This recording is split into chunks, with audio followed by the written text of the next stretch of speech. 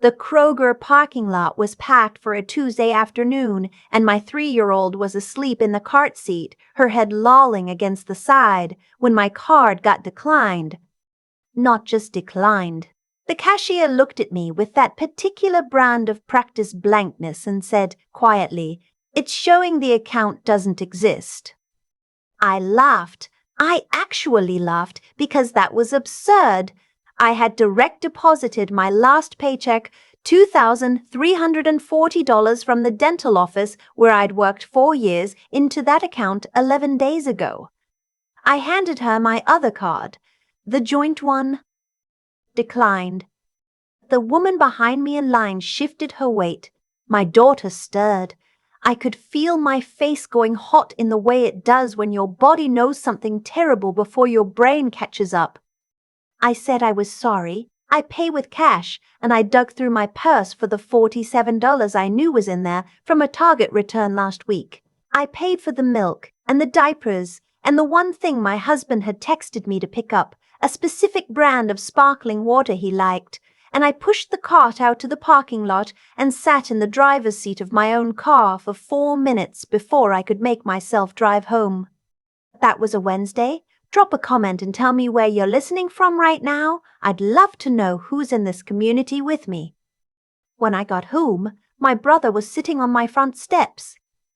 He wasn't supposed to be there. He lived 40 minutes away, and we weren't the kind of siblings who dropped by unannounced.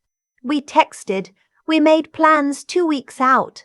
He had a job in IT that kept him tethered to his laptop, and I had a toddler, and life had made us into people who loved each other from a careful, scheduled distance. He stood up when he saw me pull in, and something about the way he did it, too fast, like he'd been waiting and trying not to look like he'd been waiting, made my stomach drop. "Hey," he said. He looked at my daughter in my arms and then at me, and his face did something complicated. "I've been calling you." "My phone died," I said. It hadn't. I just hadn't looked at it since the parking lot. He helped me carry the groceries inside, and when my daughter was set up with her crackers and her show in the living room, he sat down at my kitchen table, and he put his hands flat on the surface, and he looked at me the way our dad used to look at us when something was genuinely wrong, when the answer was going to cost something. "Bex," he said. "That's what he's called me since we were kids, some garbled version of my middle name that stuck. When's the last time you actually looked at your bank account?" I told him about the grocery store. I watched his jaw tighten. Not just checking, really looked. Statements, history. I didn't answer right away, and he read that silence correctly. Here is the thing about how my marriage worked that I didn't understand while I was inside it.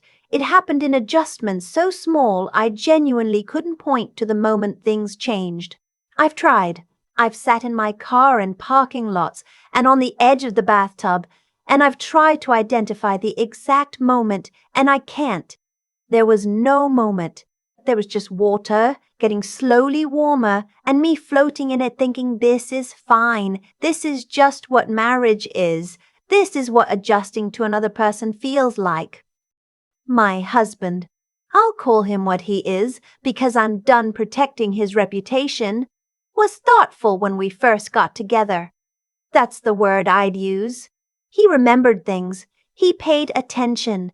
When I mentioned once, in passing, that the fluorescent lights at the grocery store gave me headaches, he started doing the shopping himself. Which felt like love. Which felt like someone seeing me. He started paying the bills because he made more money, and it stressed me out, and he said he didn't want me to have to think about it. Which felt like partnership. His mother. She had a soft voice and a way of hugging you that lasted 2 seconds too long and then letting go like she was doing you a favor, started coming around more after our daughter was born. That was fine. That was normal. Babies bring family out of the woodwork. She'd hold the baby so I could sleep, and I was so exhausted those first months that I let her, and I was grateful. Then she started organizing my kitchen because, she said, she could see I was overwhelmed and the system I had didn't make sense. I remember standing in my own kitchen watching her rearrange my cabinets and feeling a low, weird hum of something I didn't name. I thanked her. I told myself I was being ungrateful. When I went back to work part-time at the dental office, I'd been a hygienist for 4 years. I was good at my job. I liked it. My husband said it didn't make financial sense. The math, he said. The daycare costs versus what I made, the wear on the car, the stress. He said it gently. He said he just wanted me to think about it, and so I thought about it, and I agreed to cut back to 3 days a week, and then 2. And I told myself that was a choice I was making. A free choice. He moved our savings into a different account because the interest rate was better. He explained it once with numbers, and I nodded because I'd already decided he handled that better than I did. He added his mother to the account as a safeguard, he said, in case anything happened to him. I asked about it once. He said it was just paperwork. It was just practical, and I said okay. I said okay. The thing about telling my brother all of this in my kitchen while my daughter watched cartoons in the next room is that saying it out loud was the first time I heard how it sounded. Not the story I'd been telling myself, which was about partnership and adjustment and trust, but the actual story. The one where, over the course of 3 years, I had been slowly, methodically removed from every financial decision in my own life. The one where I had stopped having access to money that was also mine. The one where his mother had a login to an account I couldn't access, and I had no idea how much was in it. My brother listened without interrupting, which is not his natural state. When I finished, he was quiet for a moment. "Do you know what's in the joint account?" he asked. "It's empty," I said. "The card got declined." "And your personal account?" "It showed 0 at the register. The teller said it doesn't exist." He pulled out his phone and opened something. He turned it to face me. He'd been looking at public records, court filings. He'd done this before he came over, which meant something had already scared him enough to look. "There's a lien on your car," he said, "filed 6 weeks ago." I didn't know what that meant. He explained it. The car I drove, the one in my name that my parents had helped me buy before I was even married, there was a debt attached to it. Someone had used it as collateral. "That's not possible," I said, which I understand now is what people say when the alternative is too large to hold. "Did you sign anything recently? Anything at all?" I thought about it. There had been a stack of papers a few months ago. My husband had come home with them and said they were refinancing documents, that he'd found a better rate on the mortgage, and did I want to read through them or did I trust him? And I said I trusted him because that's what you say, that's what marriage is supposed to mean, and I'd signed where he pointed. My brother put his phone down and looked at me for a long moment. "I need you to call your bank," he said. "Right now, I'm going to sit here while you do it." I called. I was on hold for 11 minutes. When I finally got a person, I gave my social security number and my security questions and asked about my personal checking account, the one I'd had since I was 19 years old. The account had been closed 14 days ago.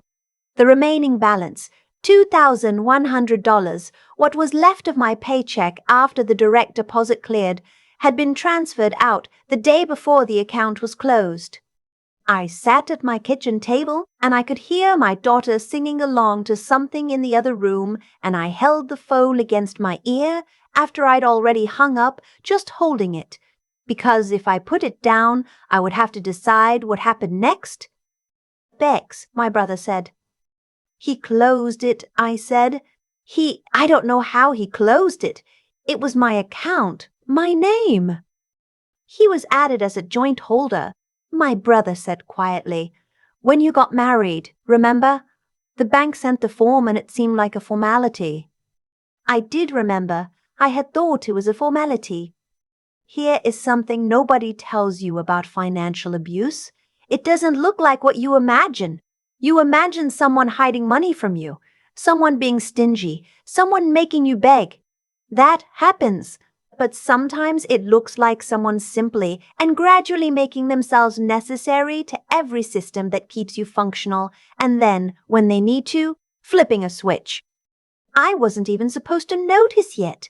I think that's the part that still makes me angst, that he'd done it assuming I would come home from the grocery store and call him and he'd have an explanation ready, that he'd already planned what story he was going to tell. My brother drove us to his house that night. I packed one bag for my daughter and one for me, the way you do when you think you'll be back in a few days. My husband wasn't home. He was traveling for work, which happened frequently, which I had stopped questioning. I left no note. At my brother's kitchen table, with my daughter finally asleep in the guest room, he laid out what he'd found. His girlfriend, she's finishing her law degree, she's the reason my brother knows more about civil filings than anyone should, sat with us and went through the documents. The refinancing papers I'd signed. I hadn't refinanced the mortgage. I had signed a home equity loan for $35,000. The borrower was me. The funds had gone into an account I'd never seen. The lien on my car. Collateral for a separate loan, $18,000, taken out 8 weeks ago. The credit card I hadn't known about, opened in my name, carrying a balance of $12,400. Total, $65,400 in debt that existed in my name, in the time it takes to have a baby and go back to work part-time and trust someone. His mother had received the loan funds. I know that because my brother found the transfer records. She'd had a tax issue, unpaid back taxes from a business she'd closed, and they had needed money quickly and quietly, and my name and my credit and my signature had been the solution they chose. I went into the bathroom and sat on the edge of the tub and I cried for a while. The ugly kind, the kind you don't do in front of people. Then I washed my face and I went back out. What do? I asked. My brother's girlfriend had a list. The next morning, my brother drove me back to the house. My husband was still traveling. He wasn't due back until Friday, and I needed documents. Birth certificate, my daughter's passport, my social security card, the original deed to the house, tax returns going back 3 years. My mother-in-law was there when we arrived. She had a key, which had been presented to me early in our marriage as a gesture of closeness and which I had never thought to rescind. She was in my kitchen when we walked in the same way she was always in my kitchen, like she lived there, like the space had always been partially hers. She saw my brother first, and then she looked at me and something passed across her face, not guilt, calculation. "Oh," she said, "this is unexpected." "We're just here to get some things," I said. "Your husband isn't home," she said, as if I didn't know. As if that mattered. I know. She moved to stand in the hallway, the natural route to the bedroom where I kept the documents. She didn't block it exactly. She just stood there. "I think you should wait," she said. "I think the two of you need to talk before you go making any decisions." My brother stepped forward. Not aggressive, just present. He was taller than I remembered. Or maybe I'd just forgotten what it felt like to have someone physically in my corner. "She's not making a decision," he said. "She's getting her own documents out of her own house. Please move." She didn't. She looked at me with the particular expression she had, concerned, aggrieved, faintly martyred, the one that had always made me feel like I was being unreasonable, like I was the problem in the room. "You're being irrational," she said. "You've always had anxiety and I understand, but you cannot make decisions for this family when you're in this state." "What state?" I said. My voice came out steadier than I expected. "What specific state am I in?" She blinked. "I'm not anxious," I said. "I'm informed. There's a difference." I walked past her. She made a sound and reached for my arm, and my brother said her name, just her name, flat, and she stopped. I went to the bedroom. I found the fireproof box in the closet, the one my father had given us as a wedding gift because he was a practical man, and I opened it and took out everything that belonged to me and to my daughter. I also opened the drawer of my husband's desk, and I took photographs of everything in it: bank statements, correspondence, a letter from a private lender with a reference number I didn't recognize. When I came back downstairs, my mother-in-law was on the phone. I caught the end of it. She was talking to my husband. "She's there," she said. "She has her brother with her. She's taking things." I waited. "No," she said. "I don't think she knows about." And then she looked at me and stopped talking. I looked at her and I said, clearly, so she could relay it, "Tell him I know about the home equity loan. Tell him I know about the credit card. Tell him I have copies of everything. And tell him that if he wants to discuss it, he should call his lawyer first, because mine already knows." I didn't have a lawyer yet. My brother's girlfriend had given me 3 names the night before, and I had a call scheduled for the following morning. My mother-in-law's face went very still. I walked out of my own house into the morning light, and I didn't look back. The next 6 weeks were not clean or cinematic. I want to say that plainly, because the version of these stories where leaving is triumphant from the moment you walk out the door is not the true version. The true version is paperwork. It is calling your credit card company and being on hold and then explaining something humiliating to a stranger. It is a lawyer's office where a kind woman with reading glasses looks at your documents and says, without any drama, "This is fraud. Multiple counts." It is your daughter asking where daddy is and you finding the simplest true thing you can say. The lawyer filed a police report on my behalf. Identity theft, loan fraud, forgery, because 2 of the signatures on those documents were not mine. I had signed one set of papers, and what I'd signed had not been what was represented to me. The other signatures were someone's approximation of my handwriting. My husband called once, from a number I didn't recognize. He said he could explain. He said his mother had been in a desperate situation, and he'd panicked, and he'd made mistakes, and he loved me, and he just needed the chance to talk. He sounded like himself. He sounded like the person I'd married. That was the hardest part, that he sounded like the person I'd married while I was looking at a document where someone had signed my name. I didn't respond. I sent it to my lawyer. His mother was named in the civil suit. Both of them were. The loan funds that had gone to her tax debt were documented clearly. The transfer records existed. They had moved money in ways that left traces. They had not been careful because they had not expected me to look. I found out later from my lawyer that this was not the first time my mother-in-law had been in financial trouble. There had been a similar situation with her first husband 20 years earlier, a pattern. My husband had grown up watching it. Some part of me wondered if he'd ever thought of it as wrong, or if it had just been how things worked, how you solved problems, whose name you used. The restraining order came through on a Thursday. My brother drove me to the courthouse, and we sat in the parking lot afterward with coffee from the drive-thru, and he said Dad would have come down there and made a scene. "I know," I said. "I almost did." "I know," I said. "I'm glad you didn't." He laughed, the short, exhaled kind. "The whole time she was standing in that hallway, I was thinking about everything you didn't say to me. All those times I called and you sounded fine. You sounded totally fine." I thought about how to explain it. If you say it out loud, I finally said, "You have to deal with it." And I was. I stopped.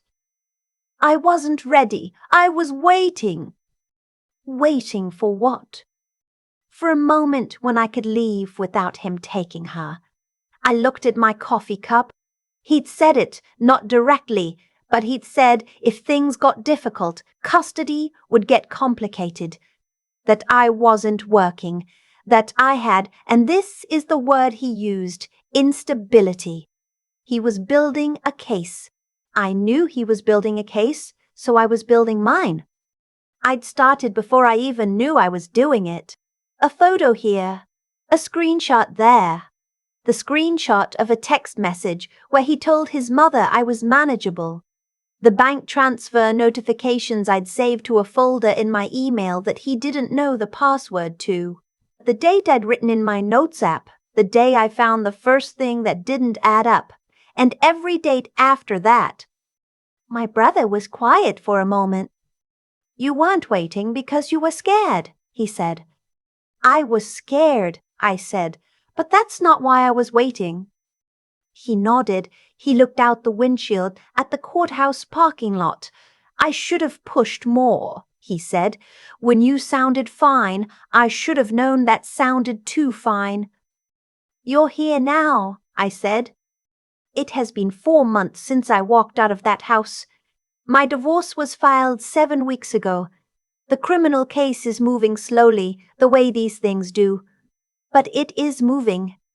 Both of them are facing charges: fraud, forgery, identity theft. The civil case is separate, and my lawyer is quiet and steady and has a way of saying we're in a strong position that I have learned to trust. I'm in a 2-bedroom apartment 20 minutes from my brother. It's smaller than the house. The closets are shallow and one of the kitchen burners runs slightly hot. My daughter has a room with a window that looks out on a parking lot, and she has asked me to put stars on the ceiling, the glow-in-the-dark kind, and so I did. And some nights I stand in the doorway after she's asleep and look at those stars, and I feel something that is not happiness exactly, but is adjacent to it. Something that has room to breathe. My credit is going to take time. There are debts in my name that may or may not be recoverable, and my lawyer is honest with me about the uncertainty of that. What I know is that every account that exists now I opened, every dollar that comes in I can see. My name is not on anything I didn't sign with my own hand, with my own full understanding of what I was signing. I've gone back to work full-time. My manager held my position. She didn't ask for details, just said, "Whenever you're ready." And when I walked back in, she handed me my schedule like no time had passed, and I was so grateful I had to take a minute in the supply room before I could go out front. The thing I keep coming back to, the thing I want to say clearly because I think it matters, is that I never thought of myself as someone this could happen to. I was educated. I had a job. I had family nearby. I was not isolated in the ways I'd always imagined this kind of situation looked. And it happened so gradually, in the language of love and practicality and trust, that I genuinely could not see the shape of it until I was standing in a grocery store parking lot, holding $47. If something in you is humming right now, some low-frequency feeling you've been explaining away, check. Just look. Call your bank and ask for a full statement history. Pull your credit report. It's free once a year and it is yours and you are allowed to see it. The door to my apartment has 2 locks and I chose both of them. I think about the version of me standing in that Kroger parking lot a lot. Not with embarrassment anymore. That took a while, but with something closer to clarity. I had $47 in my purse and a sleeping 3-year-old in the back seat and a husband who had been counting on the fact that I trusted him more than I trusted what I could see with my own eyes. And for a long time, he was right to count on that. What I've had to reckon with is that the damage didn't happen because I was naive. It happened because I was decent. I believed that people who said they loved you meant it the way I meant it. I believed that trust, once given, was something the other person held carefully. That's not weakness, but it is something you have to adjust when the evidence tells you otherwise, and I waited too long to adjust it. The fraud that my husband and his mother committed had a logic to it. They needed money. My name and my credit were accessible to them. They had spent years making sure I wasn't paying close attention, and then they used that inattention. Actions produce consequences. Not in some mystical sense, but in the plain, documentable way that a paper trail exists and can be found and can be used in a courtroom. They believed they were protected by my trust. What they didn't account for was that trust, when broken that completely, becomes something else. It becomes evidence. It becomes a paper trail. It becomes the folder of screenshots I'd been saving without fully knowing why. My brother showed up because he was paying attention in a way I hadn't let myself. That matters. The people in your life who ask real questions and wait for real answers. Not the polite version, not the fine version. Those people are worth more than I understood before this happened to me. When he sat across from me at my kitchen table and asked me when I'd last really looked at my accounts, he wasn't being intrusive. He was doing the thing I should have let people do years earlier. What I've learned about myself through this is uncomfortable and also, strangely, something I'm grateful for. I had more in me than I'd been using.